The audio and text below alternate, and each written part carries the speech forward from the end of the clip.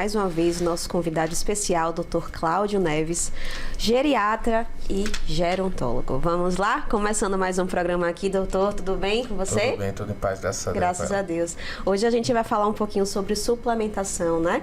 Para o envelhecimento saudável, olha só que legal. E aí, doutor? Muitas novidades, muita gente buscando.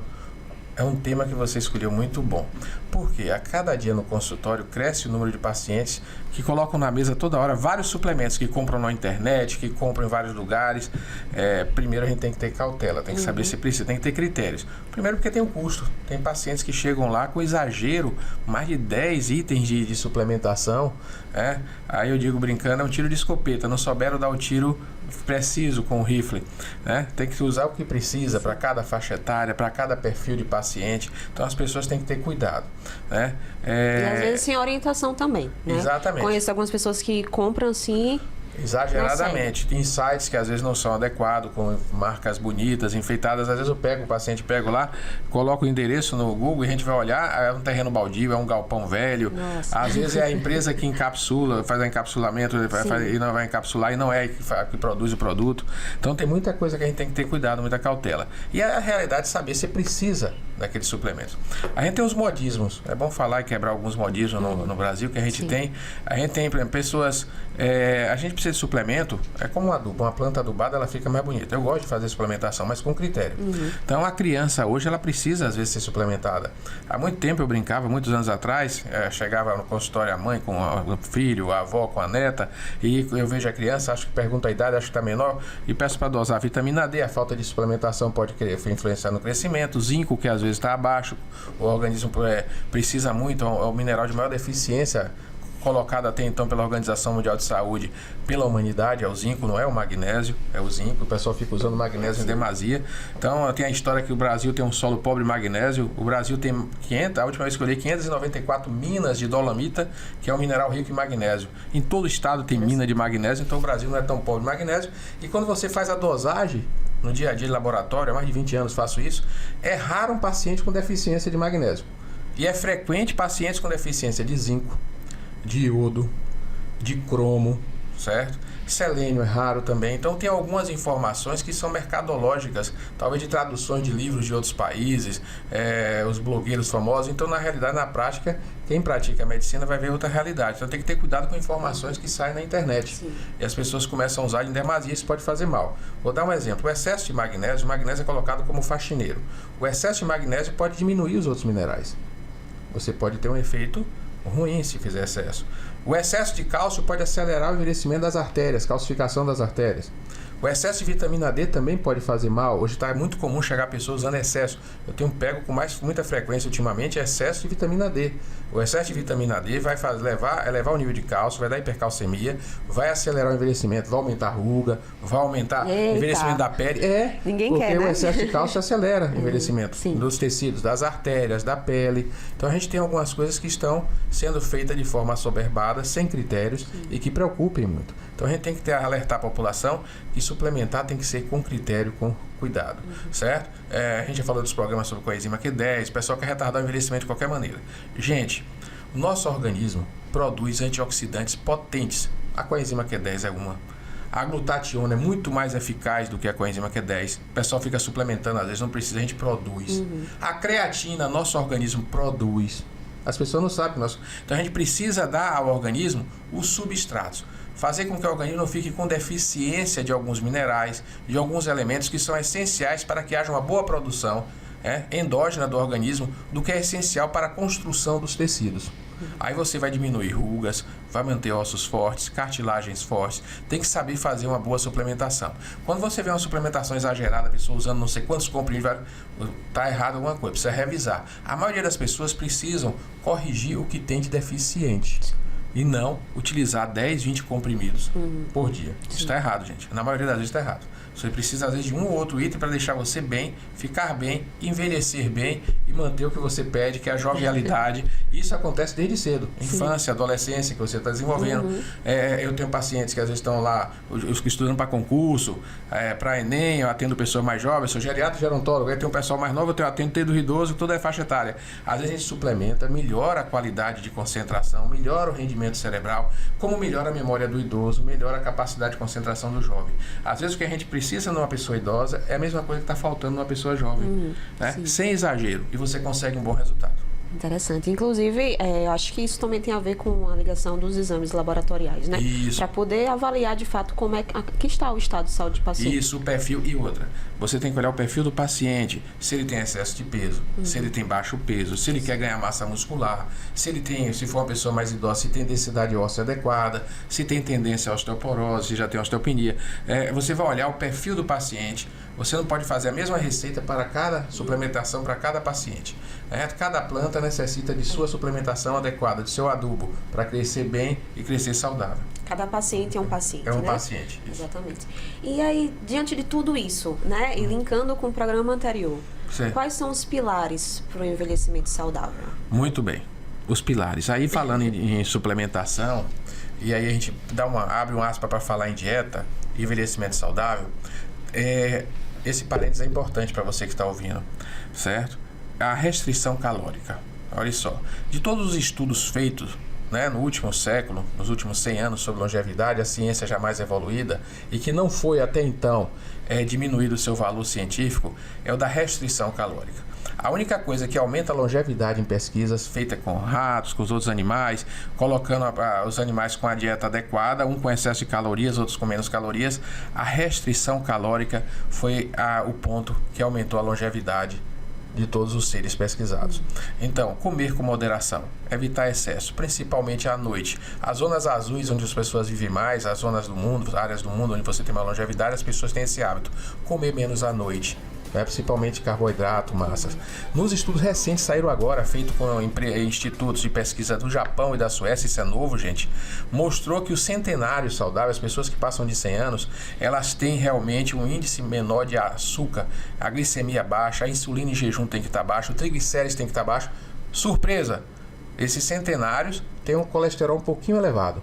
Então, a questão do colesterol foi colocada em xeque porque nos estudos de longevidade, as pessoas longevas, centenárias, elas têm um colesterol até um pouco mais elevado. O que elas têm baixo são o que eu falei, os outros índices laboratoriais. Então, o perfil laboratorial do centenário saudável é de triglicérides baixo, de insulina em jejum baixa, certo? De açúcar baixo, tem que ter cuidado com a caramelização. Sim. Quando o açúcar sobe no seu sangue, mesmo que você não seja diabético, se você come um alimento de alto índice glicêmico, isso vai fazer o açúcar subir e esse açúcar excessivo vai caramelizar, vai endurecer, envelhecer mais rápido suas artérias, seus tecidos, rugas as pessoas mais jovens vão ter, vão ficar com mais ruga, vai aparecer com mais ruga, vocês vão ver que acontece isso.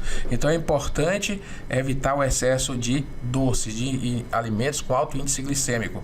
Fica a dica, as frutas também têm índice glicêmico. A fruta de baixo índice glicêmico é o abacate. O abacate é saudável, é rico em ômega 3. É uma delícia, viu? Falar em ômega 3, a suplementação orientada pela Organização Mundial de Saúde, as grandes clínicas científicas do mundo, é na dieta. Se você come um pedacinho de peixe por dia, de 100 gramas, 2 vezes na semana, você tomou o equivalente a 20 cápsulas de ômega 3, sem tomar a cápsula que já tem estudos, gente, que é aquela cápsula gelatinosa, elas têm conservantes cancerígenos. E o óleo de peixe, para manter menor odor, mau cheiro, as pessoas não estarem, também pode ter uma química muito grande. Então, o ideal, ômega 3, a gente falou em suplementação, é a alimentação saudável com chia, linhaça, abacate, peixe, e evitar estar tomando cápsulas, que as cápsulas não são somente ali, você não está tomando ômega 3, você está tomando uma cápsula sintética com muito conservante, com óleo de peixe, que pode ter outros conservantes adicionados, certo? E isso é perigoso para a sua saúde. Uma alimentação saudável ainda colocando o exemplo da cápsula de ômega 3, o ideal. Alimentação colorida vai fazer você precisar de menos suplemento e ter uma vida mais longa. Muito bem, interessante isso. E em relação ainda à suplementação, já que o senhor falou sobre isso, né? Existe uma suplementação específica para cada faixa etária, para os idosos, para os mais jovens? Sim. Se você está construindo seu tecido, crescendo, desenvolvendo, você pode precisar, depender da dieta, de suplementações mais adequadas. Hoje o pessoal já traz já suplementos já prontos para criança, para idoso, para faixa etária, você já tem muita coisa pronta, suplemento alimentar, até nas farmácias, que parece até um supermercado das farmácias. Tanto, né? Tem a questão da dosagem, né? A dosagem é importante de acordo com o perfil. Você tem que ver função renal se for no idoso. Você pode usar paciente idoso que já tem uma função renal comprometida. O ideal não é ele estar usando cálcio. Ele usar um fixador de cálcio. Tem hoje vários medicamentos que ele faz com que o cálcio fique preso ao osso. Isso vai diminuir até o excesso de cálcio no sangue, favorecer uma saúde vascular melhor. Então a gente tem a K2 que o pessoal usa, que é famosa, ajuda, não vai fazer milagre a dirigir o excesso de cálcio para os ossos. Vale a pena o idoso usar, certo? A gente tem que olhar todas as necessidades, o perfil. A K2 evita também até arrugas, diz que é vitamina anti-envelhecimento. Não vai fazer milagre, gente. Se você comer fritura rica em radicais livres, não adianta tomar suplemento.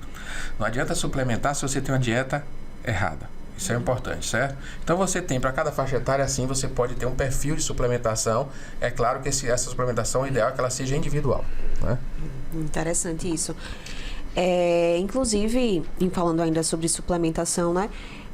A questão da atividade física também, junto com a suplementação, eles podem proporcionar uma melhor qualidade de vida, né? Certo. A gente falou sobre a questão da atividade física no programa passado, mas vamos falar do idoso agora, né? Falamos um pouquinho do jovem e do idoso, né? Até onde eles podem ir? Muito bem. Nessa orientação aí a da atividade física você pode fazer até o último dia de sua vida, até no leito de UTI. É o papel do fisioterapeuta. E a musculação? A musculação, ajuda? O exercício resistido, sim. Ajuda, sim.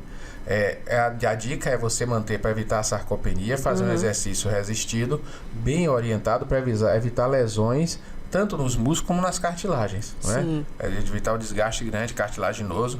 Então esse exercício, ele sendo isométrico, bem lento a evolução, fazer mais isométrico, evitando excesso de flexão das articulações, para que você evite processo de lesão, né? Então isso vai ser saudável e ajuda a manter o idoso com menos queda. Você é a pessoa que tem hoje 50 anos, ela vai chegar a 90 anos mantendo uma boa jovialidade se ela faz uma atividade física regular, bem orientada e bem segura, né? Eu boto até no consultório umas orientações para atividade física, para evitar lesões e fortalecer. E sempre lembrar, fortalecer a musculatura paravertebral. Cuidado com excesso de cadeira, cuidado com sua coluna, descansar mais deitado, assistir programa de TV, mexer com o celular mais deitado, não ficar tanto tempo sentado, porque além da coluna, é um outro assunto nada a ver, o risco de embolia, de trombose, as pessoas sedentárias, paradas, até em pessoas mais jovens. Então a cadeira é um artifício que o ser humano criou e que traz problemas também para o corpo humano. Além da postura, muitas vezes, a maioria das vezes inadequada, isso vai trazer problemas também circulatórios. Então é importante fazer atividade física, evitar o sedentarismo, principalmente o sedentarismo na cadeira. Movimentar sempre. Isso mesmo. E só pra gente terminar, né, nesse bloco aqui hoje no nosso programa Entre Amigos, a questão da medicação, né? Eles podem ter interferência com a suplementação? Pode haver, temos que ter cautela, tem que olhar o que você está utilizando. Diuréticos em excesso pode fazer você perder minerais, enfraquecer o organismo. Muitas vezes as pessoas chegam no consultório, pessoas até mais novas, 40 anos, utilizando para hipertensão diurético. É uma briga antiga da geriatria, gerontologia com o cardiologista. O cardiologista bota diurético, o geriatra tira, porque a hidratação é fundamental. Então a gente fica na geriatria querendo tirar, só deixar utilizar diurético se realmente for necessário. O geriatra não gosta de usar diurético para qualquer hipertensão simples, só se tiver insuficiência cardíaca séria, mais importante, porque na visão da geriatria e da gerontologia mais ainda, desidratar o organismo é acelerar o envelhecimento, é deixar a pele feia, realmente atrapalhar a saúde mental, porque às vezes você desidrata, a pessoa tem tontura, tem lapso de memória, começa a aumentar os microinfartos cerebrais. Então realmente medicação tem relação com a questão suplementar, sim. Então, por isso que é importante, né, o acompanhamento de um médico, né, para saber até onde, quais são os suplementos recomendados, né? E final, né, uma perguntinha final aqui. Qual a orientação que o senhor dá para o nosso telespectador quanto à suplementação? Suplementação. Cautela, valorizar primeiro uma dieta colorida, rica, variada, no dia a dia. Você pode mudar, comer hoje algo, amanhã comer outro. Você pode alterar a sua dieta a cada dia, valorizar a frase antiga mais, descascar mais do que rasgar sacos, né? Preferir descascar as frutas. Lembrar dos agrotóxicos, quando você descasca, você se livra deles também. Eu oriento os pacientes a procurar frutas de cascas grossas, que sejam fáceis de descascar pelo risco dos agrotóxicos, que a gente pode já emendando, dar uma dica aqui, falar em prevenção de câncer em outro programa aqui, né? Então começar a falar dos riscos de câncer na alimentação, e aí você tem essa alimentação mais variada possível, segura, olhando os riscos que algumas alimentações podem trazer, para precisar o mínimo possível de suplementação. Isso é o ideal. Isso é ideal, interessante. Vamos saber sobre descascar essas frutas, porque a gente, pelo menos eu, como com tudo. Lavo e como. Eu já orientei, porque os agrotóxicos, olha a dica, fica uma dica, já entrando já no assunto de câncer, para vocês continuarem assistindo os outros programas. Se você pega um morango, uma uva, uma fruta de casca fina, a fruta de casca fina ela é mais vulnerável ao inseto, então ela vai precisar de mais veneno. E é geralmente a fruta que não se tira a casca. Então ela é a mais perigosa. Por isso que as frutas de legumes, as frutas tomate, pimentão, morango, uva, são os vegetais com maior intensidade nas pesquisas de agrotóxico, porque são as frutas mais vulneráveis. E o abacate aí eu prefiro, ele tem a casca grossa, e você nunca vai comer a casca do abacate. Exatamente. E vai ter fibra, vai ter tudo, índice glicêmico baixo. É a minha fruta preferida, é o abacate. Muito bem, fica a dica aí para vocês também. Muito obrigada, doutor, pela sua participação aqui. Olá, estamos aqui do estúdio do programa Entre Amigos para te fazer um convite. Você quer participar do programa Entre Amigos? Manda o seu vídeo para o quadro Você Pergunta. Só mandar o seu vídeo assim, ó, na horizontal, fazendo uma pergunta para o nosso convidado. Venha participar do nosso programa e você estará no ar com a gente no programa Entre Amigos, aonde? Na TV Acripe. Um beijo e te espero.